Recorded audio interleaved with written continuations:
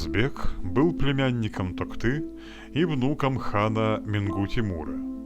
Тогрул, отец Узбека, был убит вместе с ханом Тула-Бугою во время переворота, когда Ногай привел к власти Токту. К концу правления Токты среди ордынской знати и купечества уже сформировалась значительная прослойка мусульман, которая активно включилась в борьбу за власть в государстве. Мусульманская знать Орды стремилась лишить влияния старомонгольскую языческую родовую аристократию. Ханом взамен Токты мусульмане желали видеть узбека. Вскоре хан Токта погиб, а влиятельный вельможа Кутлук-Тимур помог узбеку ликвидировать сыновей Токты и завладеть троном на том условии, что узбек, став ханом, примет ислам. Узбек объявил ислам государственной религией Золотой Орды. Он реорганизовал судебную систему по мусульманским канонам, а правительство при хане стало называться диваном.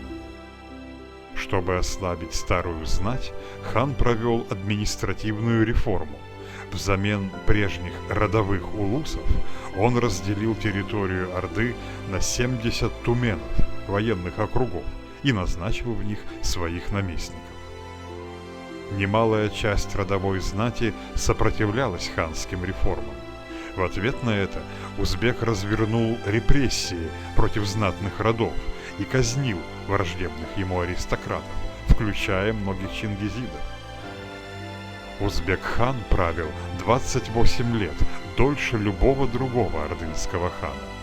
При нем Золотая Орда достигла вершины своего развития. Узбека причисляли к 7 величайшим и могущественнейшим царям мира.